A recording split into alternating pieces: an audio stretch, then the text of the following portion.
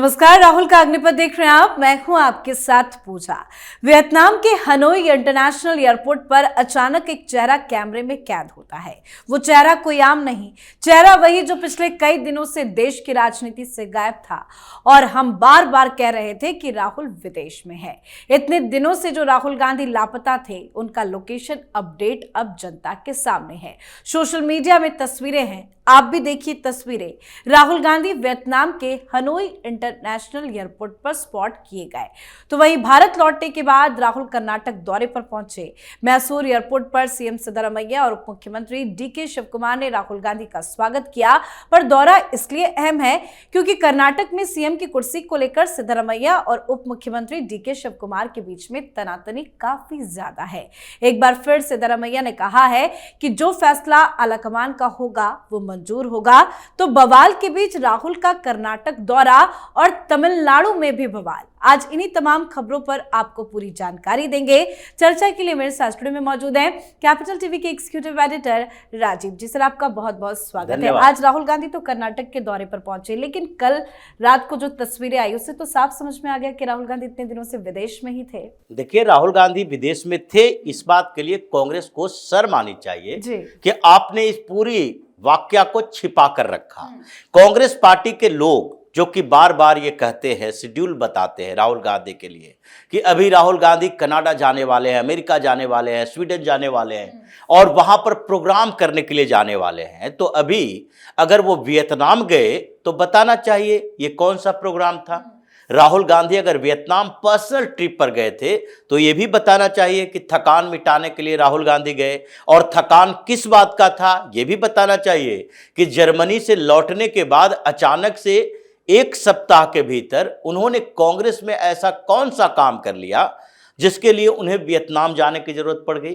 तो ये तो सवाल पैदा होता है कि राहुल गांधी जो कि देश में सबसे बड़ी विपक्ष में बैठी पॉलिटिकल पार्टी के नेता हैं, उनके नेता उनको आला कमान कहते हैं, प्रधानमंत्री के उम्मीदवार बताते हैं और वो ऐसे मिस्टीरियस ट्रिप पे चले जाते हैं जिसके बारे में पार्टी को भी जानकारी होती है या नहीं, ये भी शक पैदा होता है। तो सरकार को चाहिए कि इसके बारे में जानकारी ले, क्योंकि अगर वियतनाम गए हैं और पर्सनल ट्रिप पर गए हैं तो इतने दिनों तक पर्सनल ट्रिप में उन्होंने किसके साथ कितना समय बिताया, ये तो उन्हें बताना चाहिए कि कोई ना कोई तो वजह है जो बार बार वो वियतनाम जाते हैं। क्योंकि पिछले दिनों भारतीय जनता पार्टी के तरफ से, सरकार के तरफ से नहीं, सरकार अलग है, भारतीय जनता पार्टी अलग है, भारतीय जनता पार्टी की ही सरकार है, लेकिन फिर भी सरकार में बैठे हुए लोग और पार्टी संगठन में काम करने वाले लोग, ये दोनों में अंतर होता है। सुधांशु त्रिवेदी ने एक सवाल उठाया था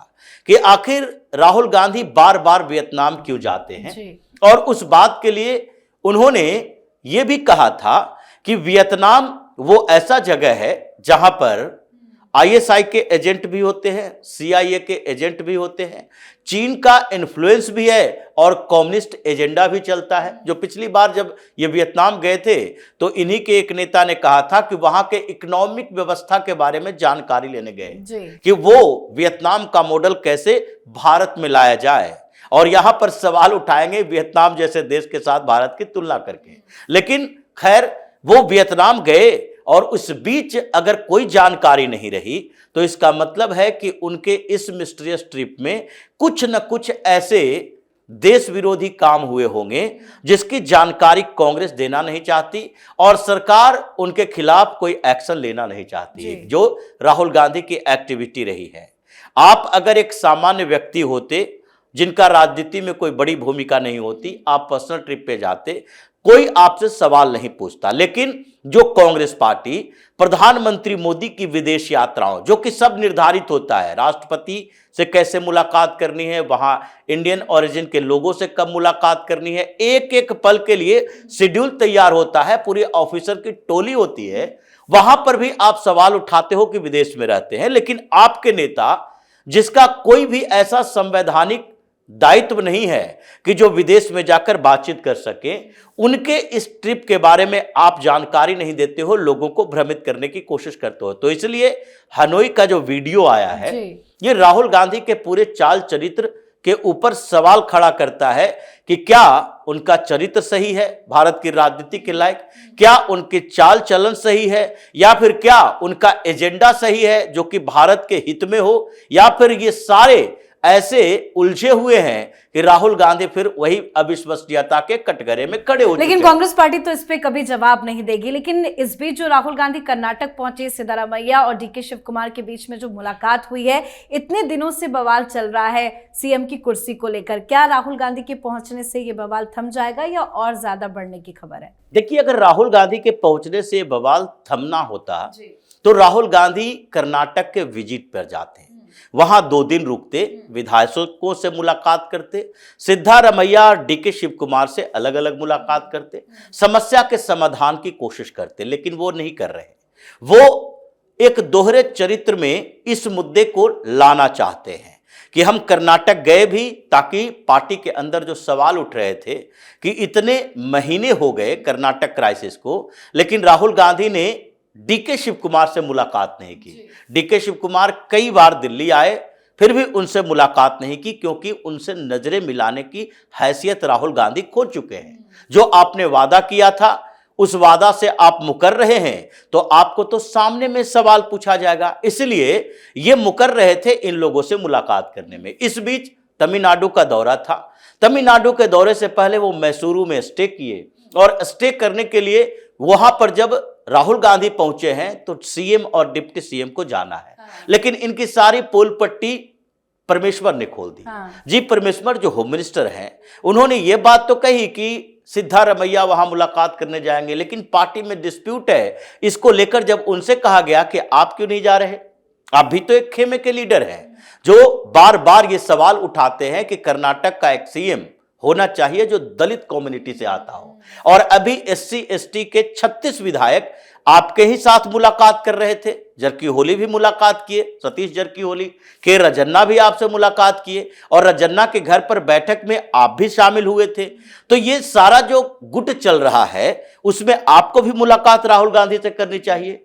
अब इस पर परमेश्वर चुप्पी साध गए और कहे कि नहीं नहीं, हमें बुलाया जाता तो हम जाते, लेकिन कोई भी कांग्रेस में शीर्ष नेतृत्व से मिलने के लिए चाहे तो वो मिल सकता है। इसका मतलब है कि आपको इनवाइट नहीं किया गया। यही जी परमेश्वर जो पहले कर्नाटक भवन का उद्घाटन दिल्ली में हो रहा था, सीएम और डिप्टी सीएम आए थे, तो उन्होंने ही बड़ा सवाल उठाया था कि मुझे क्यों नहीं बुलाया गया, क्योंकि हम ही उस समय डिप्टी सीएम थे जब कर्नाटक भवन की नींव पड़ी थी, और उसके उद्घाटन में हमें बुलाया जाना चाहिए था, जिसमें कमरे को लेकर कंट्रोवर्सी हो गई थी सिद्धारमैया और डीके शिव कुमार के बीच इसी कर्नाटक भवन में। लेकिन अभी जो चल रहा है वो मैसूरू में कुछ देर की मीटिंग और राहुल गांधी के सामने सिद्धारमैया और डीके शिव कुमार के बीच बहस होती है। इस बात को लेकर कि डीके शिव कुमार ने सवाल उठाया कि जो सिद्धारमैया ने बोला था, पहले कुछ शर्तें रखी थी, और उन शर्तों के बाद अब उन्होंने देवराज उर्स का रिकॉर्ड भी तोड़ दिया है।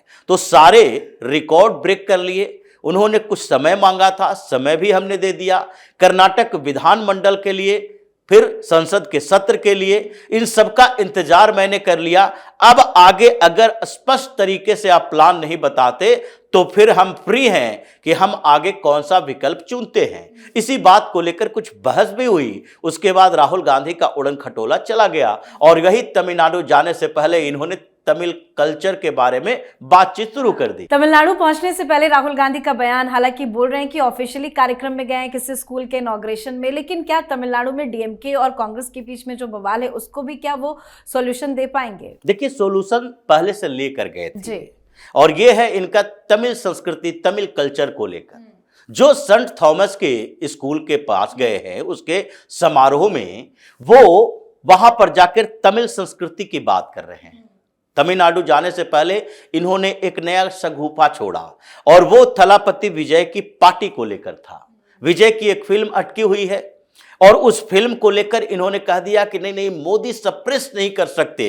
अब विजय के कारण ही तो तमिलनाडु में समस्या आई है। आप विजय की फिल्म का समर्थन कर रहे हो तमिल संस्कृति के बारे में आधार बनाकर, लेकिन आपको यह पता नहीं है कि तमिल संस्कृति में विजय जैसे ये क्रिप्टो क्रिश्चियन की कितनी भूमिका है। खैर, इनका तो पूरा आइडिया ही आजकल यही चल रहा है कि अगर डीएमके से गठबंधन टूटता है तो विजय के साथ गठबंधन करें। इसीलिए वहां जाने से पहले अगर आपने डीएमके के सबसे बड़े दुश्मन अभी जो उभर रहे हैं, सबसे बड़ी पार्टी जो कि चैलेंज कर रही है डीएमके को, जिसके खिलाफ स्टालिन ने मोर्चा खोल रखा है, गिरफ्तारी का वारंट भी इशू करवा रहा है, और थलापति विजय बार बार कह रहे हैं कि डीएमके हमारी रैलियां रुकवाती है, हमें पुलिस परमिशन नहीं मिलता।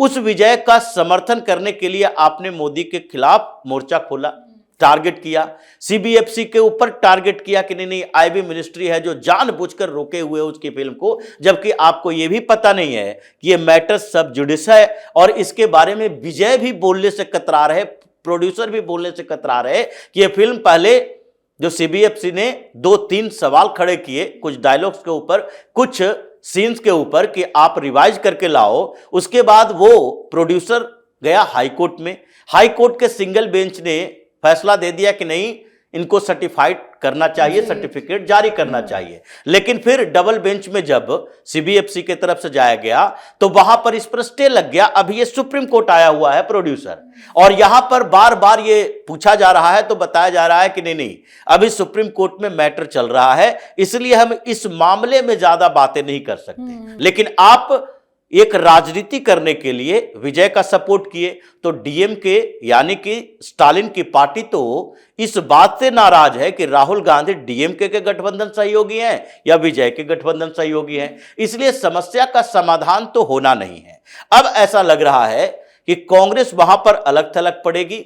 ये विजय की पार्टी से अगर गठबंधन हो गया तो दोनों एक साथ चुनाव लड़ सकते हैं, लेकिन डीएमके ने इनके सारे ऑफर को एक एक करके ठुकरा दिया। बिल्कुल, बहुत बहुत धन्यवाद सर समझाने के लिए। तो विदेश से लौटे राहुल गांधी और भारत आते ही अलग अलग राज्यों में चल रहे बवाल पर मंथन। राहुल गांधी की आज कर्नाटक के सीएम सिद्धरामैया और डिप्टी सीएम डीके शिवकुमार के साथ मीटिंग काफी अहम, क्योंकि सिद्धरामैया और शिवकुमार के बीच चल रहे पावर टसल के बीच में ये पहली मीटिंग रखी गई है। अब देखते हैं राहुल गांधी इस बवाल को कम कर पाते हैं या फिर नहीं, या और ज्यादा बढ़ जाता है। तो आपको क्या लगता है? आप भी अपनी राय कमेंट करके लिखिएगा। देखते रहिए कैपिटल टीवी। नमस्कार।